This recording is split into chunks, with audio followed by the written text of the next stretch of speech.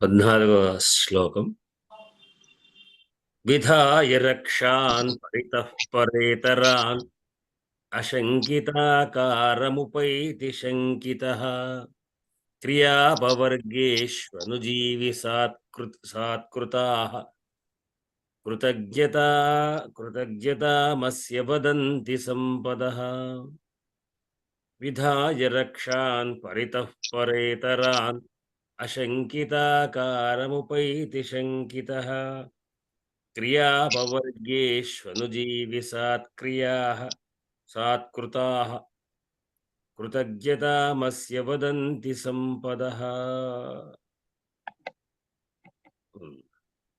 చదవండి, రాజయ్య గారు చదవండి. విధాయ రక్షాన్ పరితః పరేతరాన్ అశంకితాకారముపైతి శంకితః క్రియాపవర్గేష్వనుజీవి సాత్కృతాః కృతజ్ఞతామస్య వదంతి సంపదః.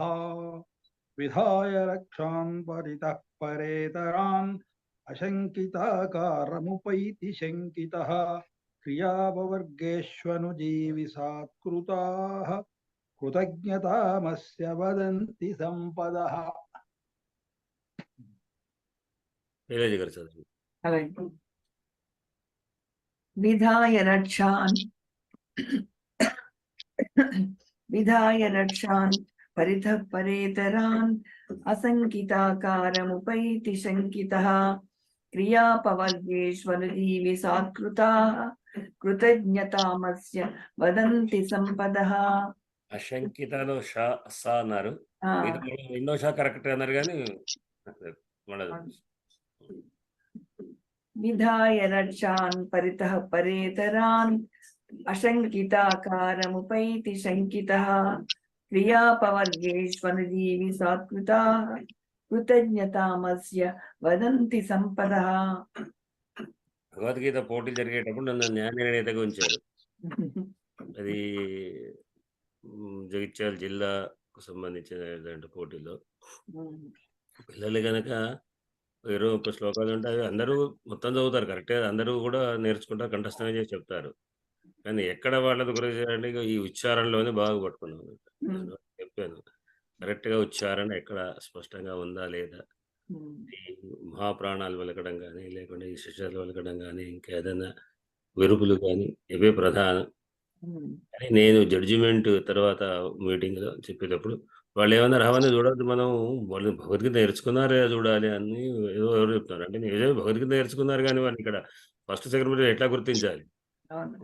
30 శ్లోకాలు చెప్పలేడు, 30 శ్లోకాలు దాదాపు 30 మంది 20-25 మంది చెప్తారు. ఎవరో ఒకళ్ళు తప్పు సడన్గా ఏదైనా మిస్టేక్ జరిగి మళ్ళీ సవరించుకోవడం చెప్తారు. కానీ కంఠ ఏ మాత్రం తక్కువ ఒకటి రకట చదువుకుంటూ పోతుంటారు. కానీ ఎక్కడ గుర్తుపడ్డాడు ఇక్కడే ఇట్లాంటి చోట చెప్పాల్సి వస్తుంది అని నేను చెప్పాను. మరి అంటే అట్లాంటి దాంట్లో ఎవరు ఒక ముస్లిం అమ్మాయి వచ్చింది, మళ్ళీ రాష్ట్ర లెవెల్లో కూడా ముస్లిం అమ్మాయిగా వచ్చింది. మళ్ళీ ఆమెకే మొత్తం త్రూఅవుట్ ఆంధ్రప్రదేశ్ మొత్తం అందరికి కూడా ఆమెకే వచ్చింది మళ్ళీ. అంటే నేను నిర్ణయం చేసింది కరెక్ట్ చెప్పడానికి వచ్చింది. సరే, లక్ష్మి గారు చదవండి, పదవిభాగం చేయండి. శ్రీ గురుభ్యో నమః. విధాయ రక్షాన్ పరితః పరేతరాన్ అశంకితాకారముపైతి శంకితః క్రియాపవర్గేష్వనుజీవి సాత్కృతాః కృతజ్ఞతామస్య వదంతి సంపదః. విధాయ రక్షాన్ పరితః పరేతరాన్ అశంకితాకారముపైతి శంకితః క్రియాపవర్గేష్వనుజీవి సాత్కృతాః కృతజ్ఞతామస్య వదంతి సంపదః. విధాయ రక్షాన్ పరితః పరేతరాన్ అశంకితాకార ఉపైతి శంకితః క్రియాపవర్గేషు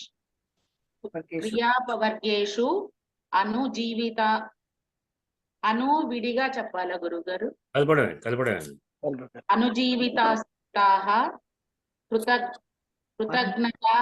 కృతజ్ఞతాం అస్య వదంతి సంపదః.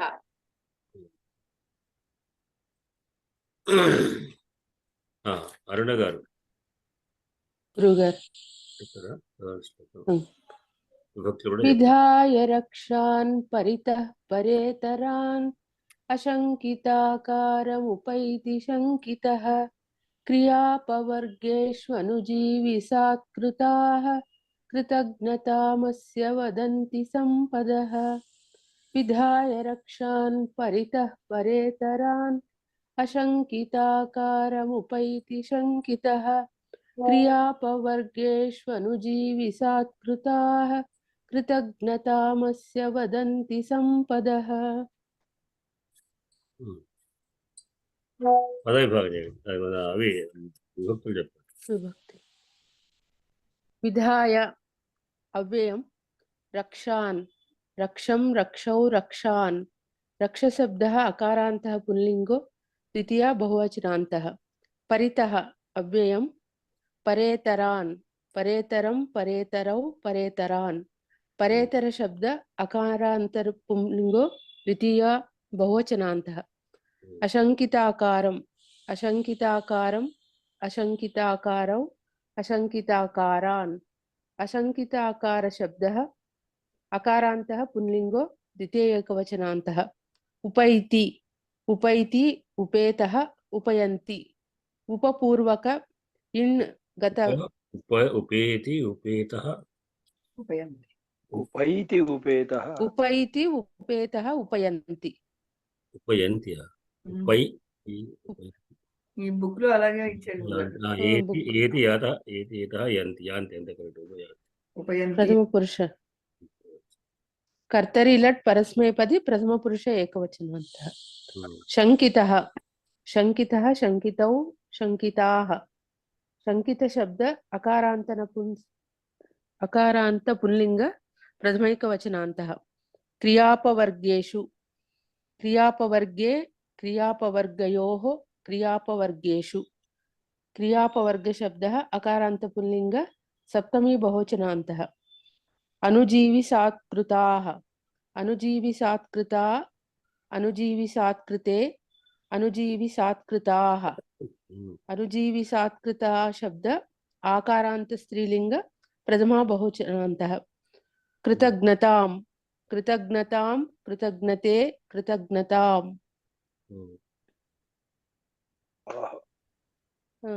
కృతజ్ఞ శబ్ద అకారాంత స్త్రీలింగో ద్వితీయ ఏకవచనాంతః. కృతజ్ఞతా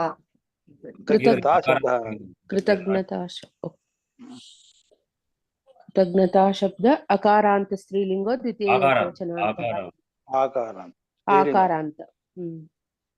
అస్య ఆకారాంత స్త్రీలింగం. అస్య అస్య అనయోః ఏనయోః ఏషాం ఇదం శబ్దో మకారాంత పుల్లింగः షష్ఠేకవచనాంతః.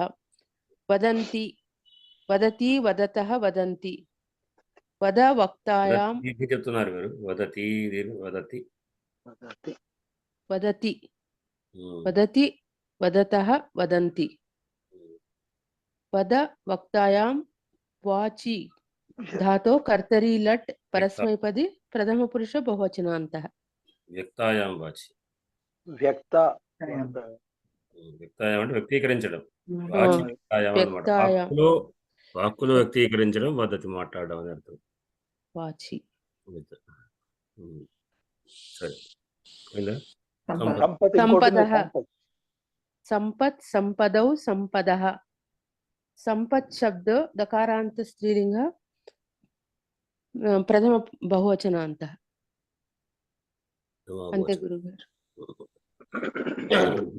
దీంట్లో మనకు క్రియాపదాలు ఉపైతి ఉపైతి వదంతి వదంతి విధాయ అనేది కూడా మనం అసమాపక వదంతి కూడా ఉందండి గురుగారు. అదే అవదంతి వదంతి కూడా వదతి వదంతి వదంతి వదధాతు ప్రథమ పురుష ఏకవచనం ప్రథమ పురుషం బహువచనం. ఇక్కడ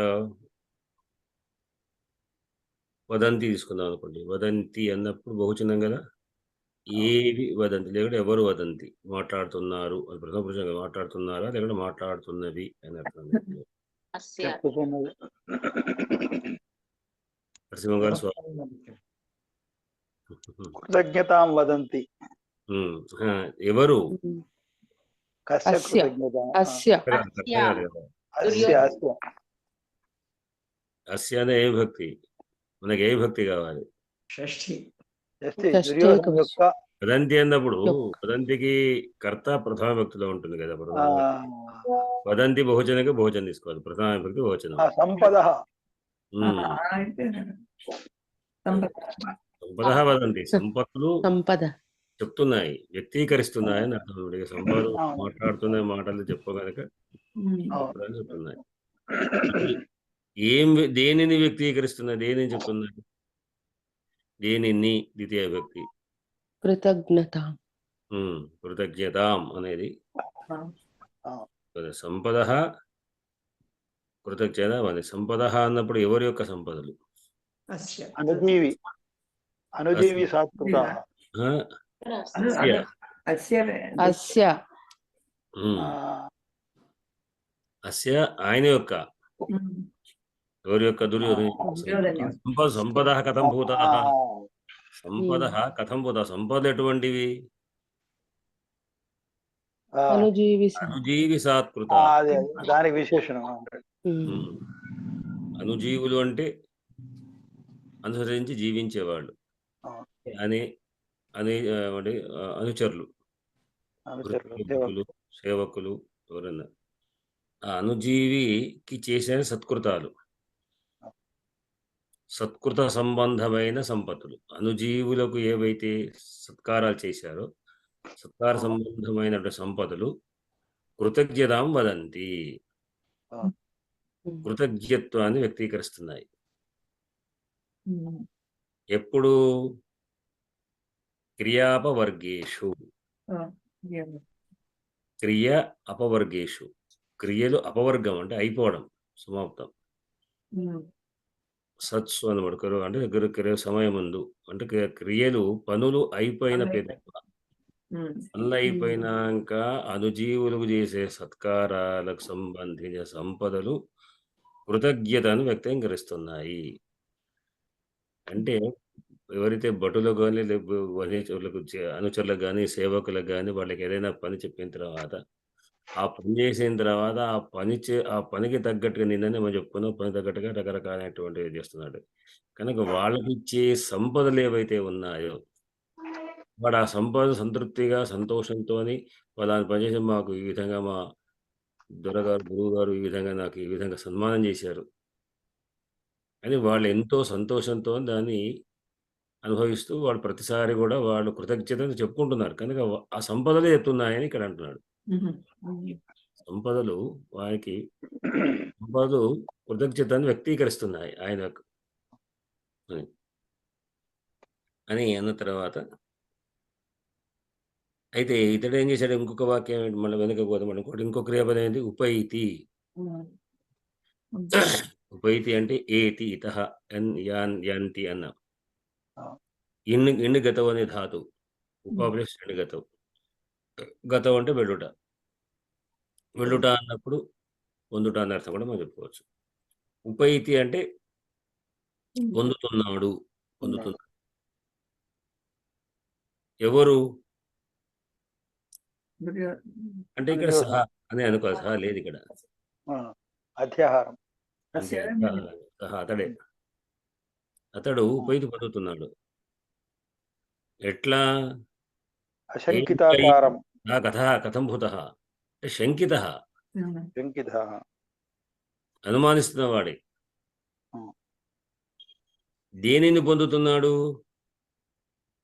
దేనిని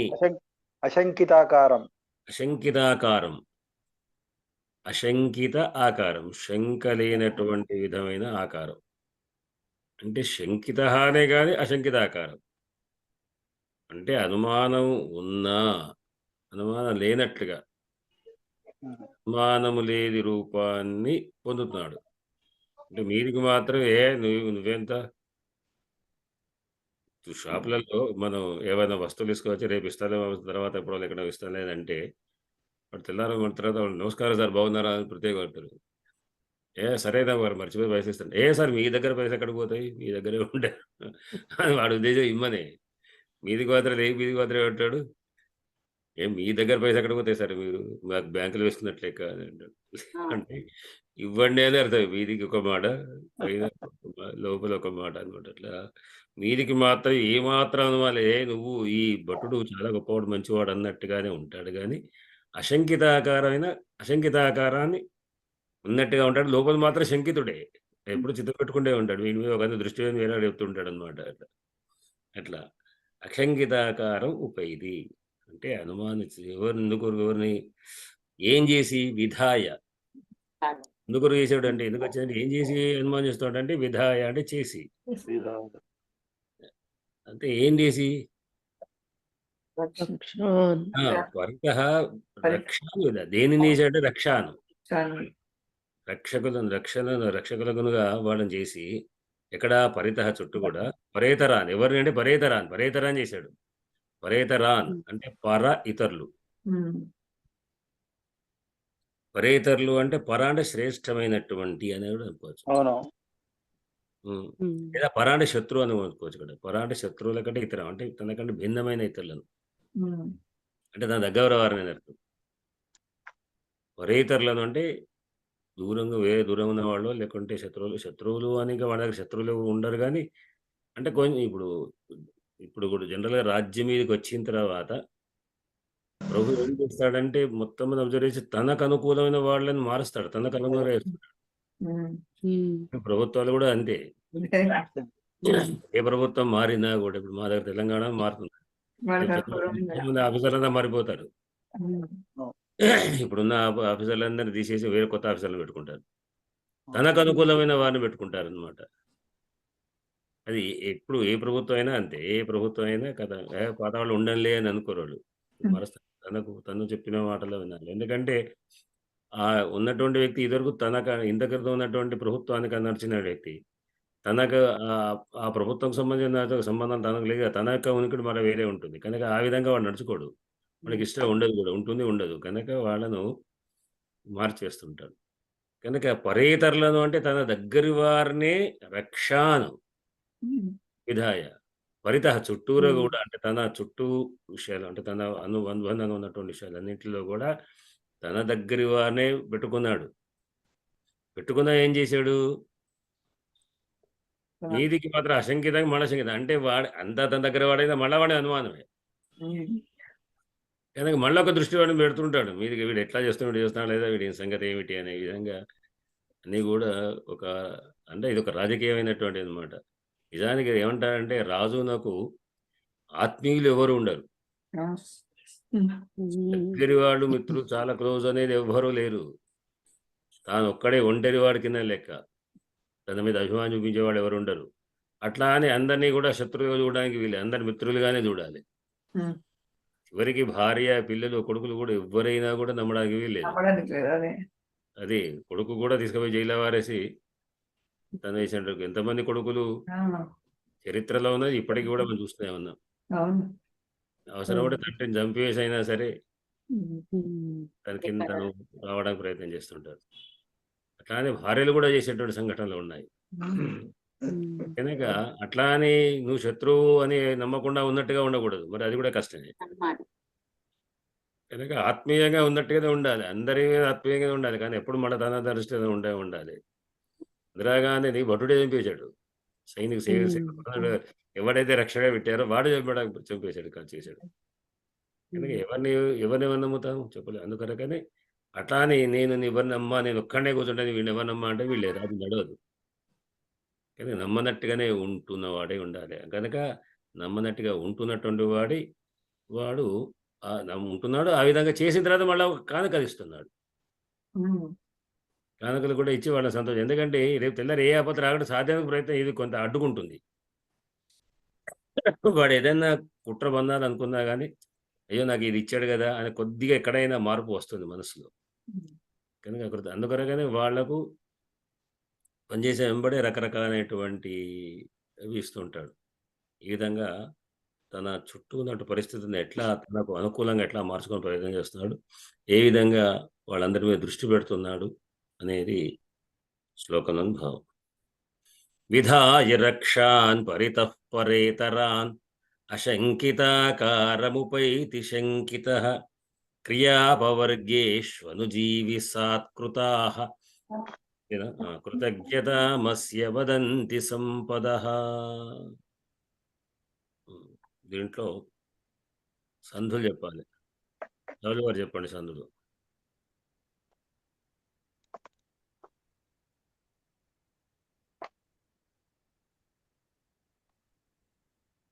పరేతర, పర ప్లస్ ఇతర, పరేతర అక్కడ గుణసంధి అండి. రాను అది ఇన్ను కూడా ఉంది. అంటే రాను పరేతరాన్ అంటే సంధికి అవసరం లేదని రాలేదు. అసలు లేదు పదం మనం సగం విడిచిపెట్టుగా దాంతో కలిసి ఉన్నది, రాతో కలిసింది. తర్వాత శంకితాకార, శంకితాకార, అది శంకిత శంకిత ప్లస్ ఆకార. శంకిత శంకితాకార శంకిత నా విడిగా ఉంది కదా, నా కాదు అది అకారం. అశంకితాకార, కారం ప్లస్ ఉపైతి. నేను చివర విభక్తులు పెట్టలేదు. అశంకితాకారం అది సౌందర్య సంధి అండి. క్రియా ఉపైతి కూడా ఉంది. ఉపైతి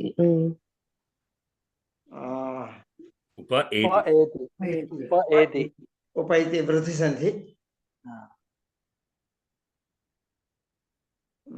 అయితే నేను శ్లోకం చూసి చెప్తాను, నాకు విభక్తులు వదిలేస్తాను. ఓకే అండి. క్రియాపవర్గేషు, క్రియా ప్లస్ అపవర్గేషు అక్కడ సౌందర్య సంధి ఉందండి. క్రియాపవర్గేషు అనుజీవి, క్రియాపవర్గేష్వనుజీవి అది గుణసంధి అండి. తర్వాత అంతే అయిపోయింది. రాజయ్య గారి సమాసాలు.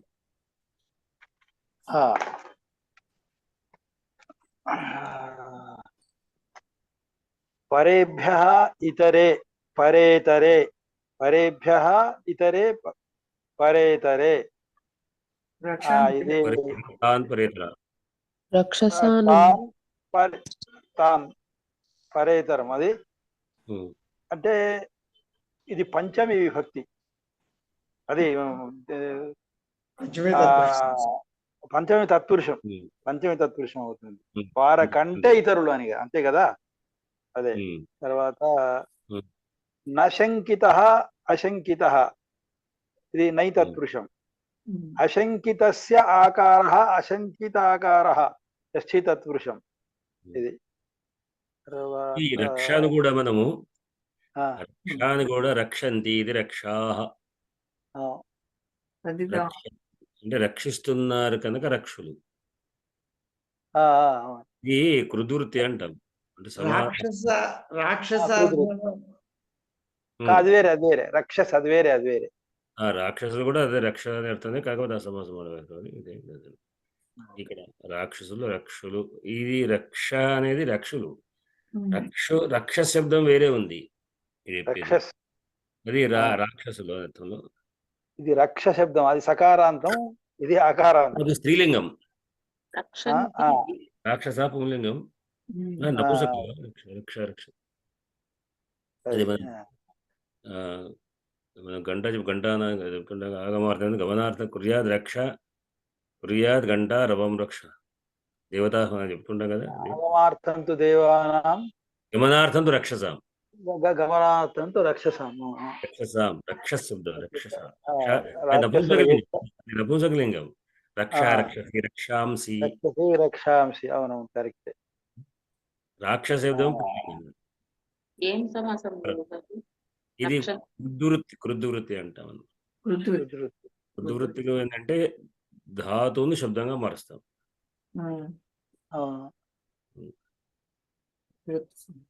శంకాస్య సంజాత శంకితః, శంకా అస్య సంజాత శంకితః.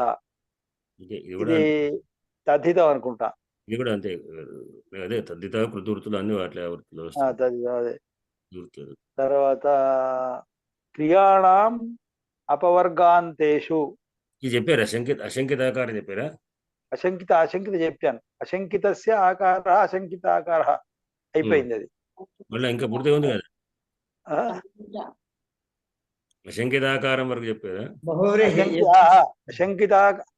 అశంకితస్య ఆకార అశంకితాకార ఉమ్. అంటే షష్ఠి తత్పురుషం అది. అశంకితస్య ఆకార శంకిత శంకిత శంకిత శంకాస్య సంజాత శంకిత నశంకిత శంకాస్య సంజాత శంకిత అది తద్ధిత కృతవృత్తి అనుకోండి. నశంకిత శంకిత శంకిత శంకిత శంకిత అశంకిత నైతత్పురుషం అది. ఇది షష్ఠి తత్పురుషం. అశంకితస్య ఆకార అశంకితాకార షష్ఠి తత్పురుషం. తర్వాత ఈ శంకాస్య మళ్ళీ రిపీట్ అయింది ఇక్కడ. ఇది మళ్ళీ అది బహువ్రీహి అనుసృత్య జీవంతీతి అనుజీవిన. బహురిహి అనే 2 పదాలు ఉండాలి. బహురిహికి 2 పదాలు ఉండాలి. అక్కడ యస్య అని అక్కడ దానికి వస్తుంది అన్నమాట. శంకిత ఉభయ పద ప్రధానం కదా, ఉభయం ఉండాలి కదా. అవును అదే అన్య పద ప్రాధాన్యం బహురిహి అయితే. ఉభయ ప్రధానం కాదు, అన్ని పదార్థ ప్రధానం. అన్య పదార్థ ప్రాధాన్యం ఓకే. అనుసృత్య జీవంతీతి అనుజీవిన. అనుజీవిషు సాత్కృత అనుసృత్య జీవంతీతి అనుజీవిన ఉపపదం. అది అనుజీవిషు సాత్కృతా అనుజీవి సాత్కృతా ఇది సప్తమి తత్పురుషం అంతే కదా. తర్వాత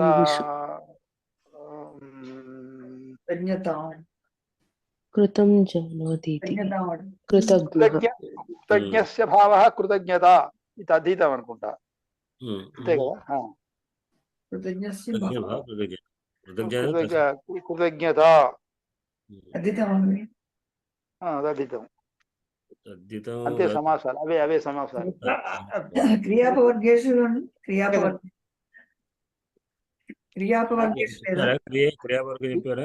చెప్పాను.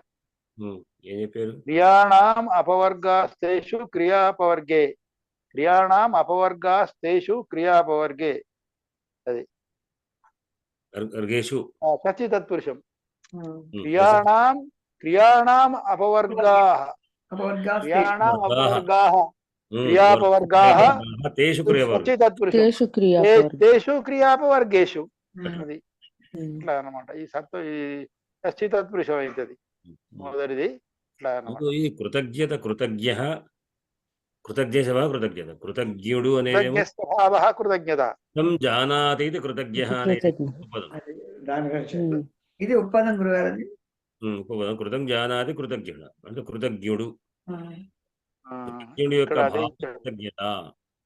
కృతజ్ఞత ఇచ్చాడు. ఇది కూడా ఉంది. కృతం జానాతి కృతజ్ఞత. కృతజ్ఞస్య భావ కృతజ్ఞత. ఫస్ట్ స్టెప్ లో కృతం జానాతి కృతజ్ఞ. సెకండ్ స్టెప్ లో మొదటిది ఉపపదం కృతం హంతి కృతజ్ఞ. కృతజ్ఞత అది అదేమో వ్యతిరేకం. కృతం జానాతి కృతజ్ఞత కృతజ్ఞ ఉపపదం అవుతుంది. కుంభం కరోతి కుంభకార కృతజ్ఞుడు అనేది అది. తర్వాత కృతజ్ఞస్య భావ కృతజ్ఞత అధీతం. ఇవే సమాసాలు ఇవే. తాం కృతజ్ఞతాం అని ఇచ్చారండి. అదే అది ద్వితీయాలు ఉన్నది. ప్రథమ రూపం కృతజ్ఞత కృతజ్ఞతాం అవుతుంది. విభక్తులు మారినా కొద్దీ ప్రథమావిభక్తి రూపాన్ని చేసుకొని మన శ్లోకంలో ఏ పదం ఉందో ఏ విభక్తిలో ఉందో ఆ విభక్తానికి తాం కృతజ్ఞతాం. సరే. దాదాపుగా ప్రతి పదానికి కూడా మనం వెతికితే మొత్తం అన్నింటికీ దొరుకుతాయి సమాసాలు ఉంటాయి. ఏ పదం కూడా ఇప్పుడు సంపాదించుకోవచ్చు, ఇంకేదేసుకోవచ్చు, ఇవన్నీ కూడా మనకు ఏదో రకంగా వాటికి అంటే ఏది అంటే ఒక ధాతువు నుంచి పుడతాయి కనుక ఆ ధాతువు నుంచి మనం కృద్వృత్తులు చేసుకోవడము లేకుంటే అది చేయడం అట్లాంటివి ఉంటుంది అట్లా. చదవండి, శ్లోకం చదవండి. చదవనా? విధాయ రక్షాన్ పరితః పరేతరాన్ అశంకితాకారముపైతి శంకితః క్రియాపవర్గేష్వనుజీవి సాత్కృతాః కృతజ్ఞతామస్య వదంతి సంపదః. విధాయ రక్షాన్ పరితః పరేతరాన్ అశంకితాకారముపైతి శంకితః క్రియాపవర్గేష్వనుజీవి సాత్కృతాః కృతజ్ఞతామస్య వదంతి సంపదః. శైలజ గారు. విధాయ రక్షాన్ పరితః పరేతరాన్ అశంకితాకారముపైతి శంకితః క్రియాపవర్గేష్వనుజీవి సాత్కృతాః కృతజ్ఞతామస్య వదంతి సంపదః. విధాయ రక్షాన్ పరితః పరేతరాన్ అశంకితాకారముపైతి శంకితః క్రియాపవర్గేష్వనుజీవి సాత్కృతాః కృతజ్ఞతామస్య వదంతి సంపదః. రాజు గారు. శ్రీ గురుభ్యో నమః. విధాయ రక్షాన్ పరితః పరేతరాన్ అశంకితాకారముపైతి శంకితః క్రియాపవర్గేష్వనుజీవి సాత్కృతాః కృతజ్ఞతామస్య వదంతి సంపదః. విధాయ రక్షాన్ పరితః పరేతరాన్ అశంకితాకారముపైతి శంకితః క్రియాపవర్గేష్వనుజీవి సాత్కృతాః కృతజ్ఞతాం అస్య వదంతి సంపదః.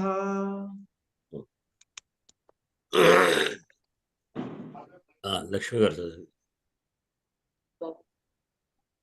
విధాయ రక్షాన్ పరితః పరేతరాన్ అశంకితాకారముపైతి శంకితః క్రియాపవర్గేష్వనుజీవి సాత్కృతాః కృతజ్ఞతామస్య వదంతి సంపదః. విధాయ రక్షాన్ పరితః పరేతరాన్ అశంకితాకారముపైతి శంకితః క్రియాపవర్గేష్వనుజీవి సాత్కృతాః కృతజ్ఞతామస్య వదంతి సంపదః. అరుణ గారు. విధాయ రక్షాన్ పరితః పరేతరాన్ అశంకితాకారముపైతి శంకితః క్రియాపవర్గేష్వనుజీవి సాత్కృతాః కృతజ్ఞతామస్య వదంతి సంపదః.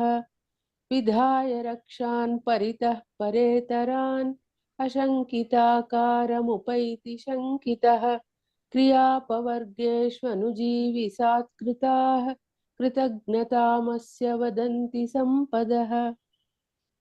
సంతోషం. మనకు అవధానంలో ఎవరు భరతవధానం కదా, ఆయన ఏదో ఒక దీని గురించి చెప్పాడు. ఎవరు కాటపల్లి ఈయన సంచాలకుడు కటక వెంకటరామశర్మ. కటక వెంకటరామశర్మ. ఈ శ్లోకాలన్నీ అందరితో చేస్తారు, అంతా చేస్తాడు, అదేదో చెప్పాడు మన గురించి. ఏంది శ్లోకాలు ఇవన్నీ ఒక్కొక్కళ్ళను అంటే మన ఈ సంస్కృత దీని గురించి ఆయన ఏం చెప్పాడంటే, మీరు విన్నారా? వినలేదా? నిన్ననా మొన్న వారం క్రితం కావచ్చు, లాస్ట్ ఆదివారం.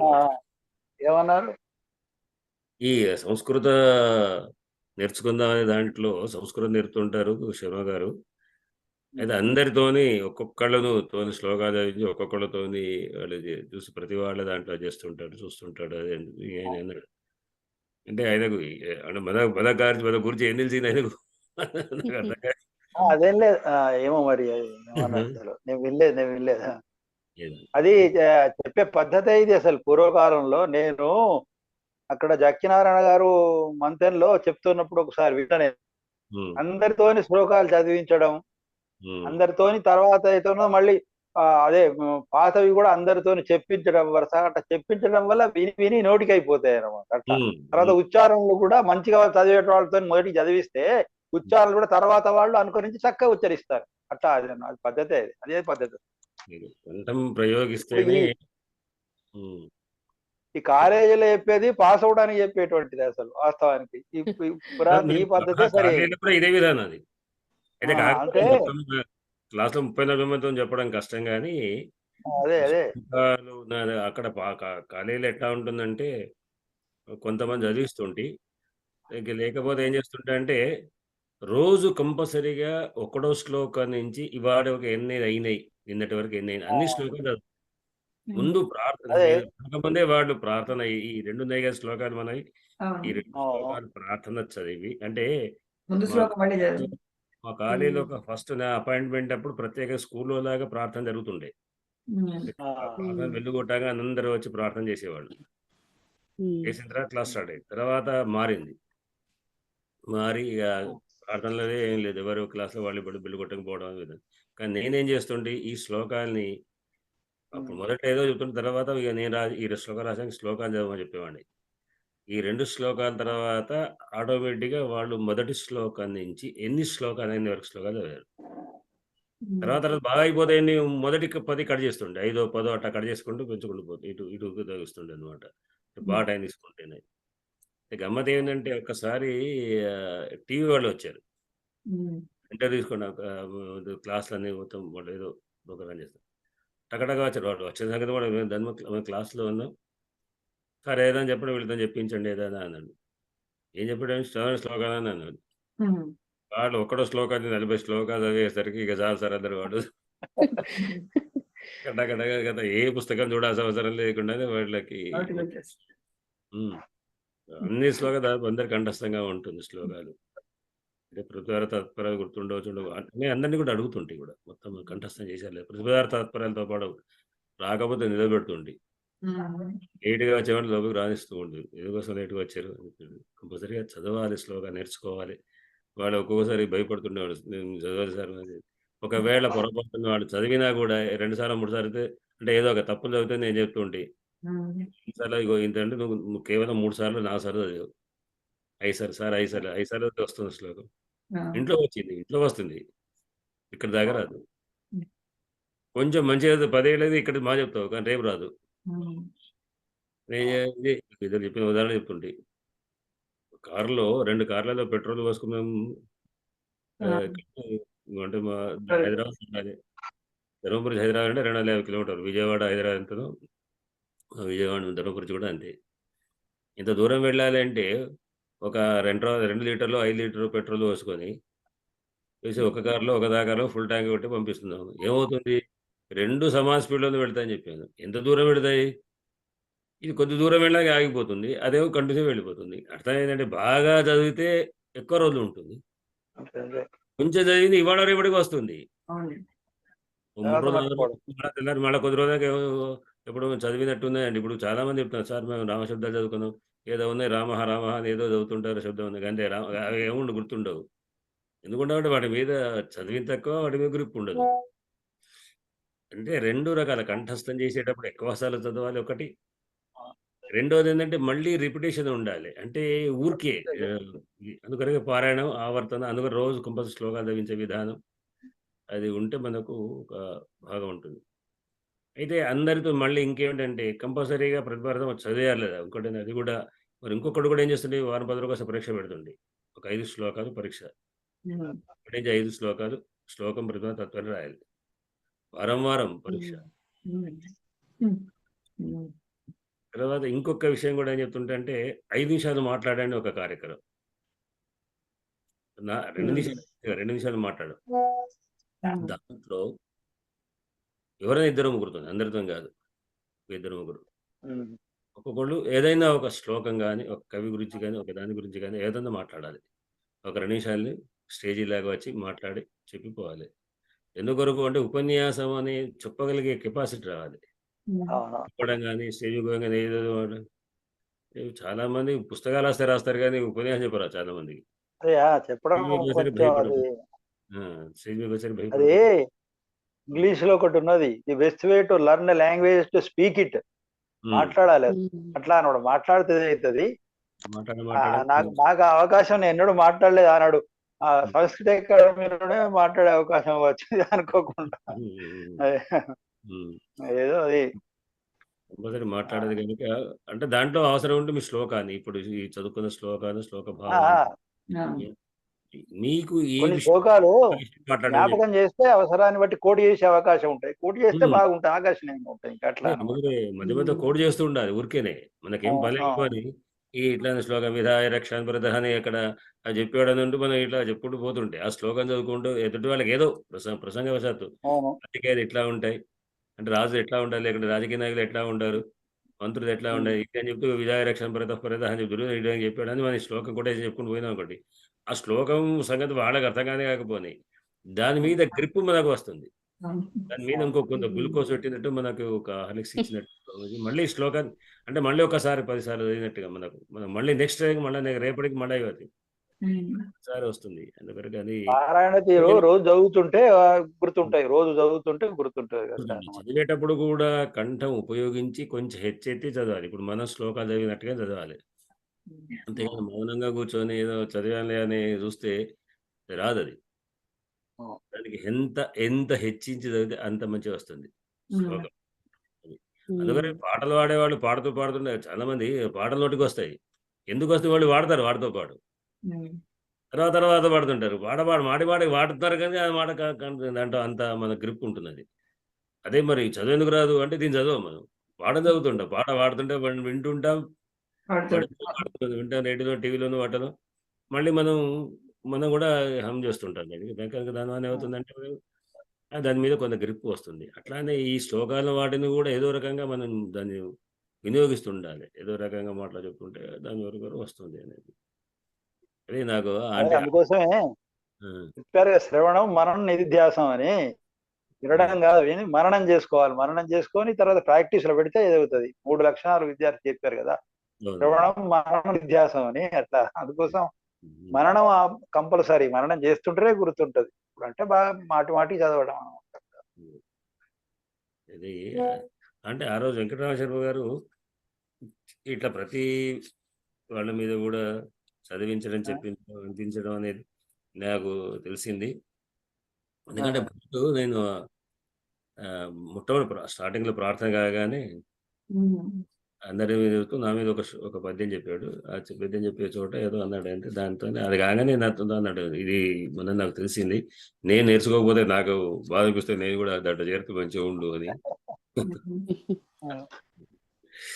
సరే, మీకు ఎట్లా చేసింది లేదు ప్రస్తుతానికంటే మీరు ఎక్కడైనా వచ్చింది అట్లా ఇట్లాగే గట్టి పడుతుంది. తర్వాత శ్లోకం చదవడంతో పాటుగా మళ్ళీ అన్వయ క్రమంలో కూడా చూసుకుంటే, భావాన్ని గ్రహించుకుంటే ఇంకా మంచి బాగుంటది. ఇంకా అట్లా సాహిత్యం వస్తుంది దాంతో. అట్లా లేకుంటే పట్టే శ్లోకమైన ఓటికుండిపోతుంది అంతే. అట్లా భాష మీద గిరిపు రావాలంటే అది చేయాలి అసలు. ఇది ఇంకోటి ఏంటంటే, ఇప్పుడు చదవడం ఒకటి, చెప్పడం ఒకటి. వేరే వాళ్ళకి చెప్తుంటే ఇంకా టీచింగ్ లో చాలా మర్మాలు తెలుసుకొని చెప్పాల్సి వస్తుంది. ఏం చెప్తుండే అంటే, ఎదుటివాడు వినకపోయింది మీరు చెప్పుడు దొరకబట్టి అంతే చెప్పండి. ఏం లేకపోతే చిన్న పిల్లవాడిని, 3 ఏళ్ళ పిల్ల, 6 ఏళ్ళ పిల్లాడు ఒక చోటు చెప్పుకోండి అంటే మనకు తెలుసు వీడు వినడని, కానీ వేరే పిల్లవాడే వింటాడని ఉంటుంది. ఆ వినేటువంటి వ్యక్తి ఎవరైనా 5-6 పిల్లవాడే కానీ వాడికి అర్థం కాకపోయింది మనం చెప్తాం అంతే. ఈ చెప్పడం ద్వారా మన మైండ్లోకి ఎఫెక్ట్ వస్తుంది. ప్రతి చెప్పే విషయం మన మైండ్లో ఎక్కుతుంది. మనం కంఠం ఉపయోగించి చెప్తేనే మన మైండ్లోకి ఎక్కుతుంది. అంటే టీచింగ్ తోని సబ్జెక్ట్ గట్టి పడుతుంది బాగా. ఇంకా అట్లా దాని మీద కమాండ్ వస్తుంది. శిష్యుడిగా నేర్చుకోవడం తక్కువ, గురువే నేర్చుకుంటాడు ఎక్కువ. గురువే చెప్తూ చాలా విషయాలు నేర్చుకుంటాడు. ఇప్పుడు సిద్ధాంతాలు అవి చెప్పేటప్పుడు నేను ఒకసారి బస్సు తిరిగి డైరెక్ట్ పోయేది క్లాసుకు పోతేనే కదా, ఆ రోజు పైథాగర సిద్ధాంతం చెప్పని డైరెక్ట్ పైథాగర సిద్ధాంతం చెప్పేసేది అంతే. ఆ సిద్ధాంతం మీద పట్టు ఉండే అంత నాకు, అది డైరెక్ట్ పోయి చెప్పుడే అంతే కదా. ఇక అట్లా అంటే చెప్పి దాని మీద పట్టు వస్తుంది. అట్లా అంటే స్టూడెంట్కు ఒక్కటే అనుమానం వస్తుండవచ్చు, కానీ 30 మంది ఉంటే 30 అనుమానాలు సార్కు వస్తుంది. అవునవును. మంది ఫెయిల్ 30 అనుమానాలు వస్తాయి. ఒక్కొక్కడే వస్తుంది. అవును. కానీ గురువుకి 30 అనుమానాలు వస్తాయి. ఎందుకంటే 30 అనుమానాలు తీర్చడానికి ప్రయత్నం చేయాలి. ఎవరికి ఏ అనుమానం వచ్చేది తీర్చడానికి ఇది సిద్ధంగా ఉంటాడుగా వాడు అన్నిటిని అన్ని కోణాల్లోంచి పరీక్షించి చెప్పాలి. అంతే ప్రధానమైనటువంటిది. అందుకోసం చెప్తారు లాయర్స్ తర్వాత టీచర్స్ లైఫ్ లాంగ్ స్టూడెంట్స్ అంటారు. ఎందుకంటే ఎప్పుడు చూస్తూనే ఉండాలి.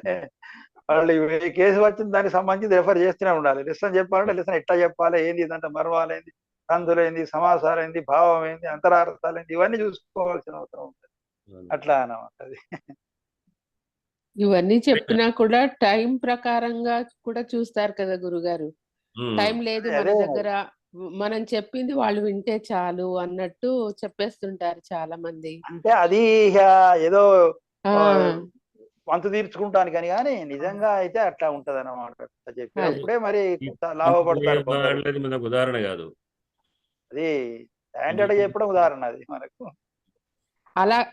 అలా కాకుండా ప్రతి ఒక్క విద్యార్థి గురించి అంత కేర్ అయితే తీసుకుంటున్నారు ఒక్కటేంటంటే మనం మీరు.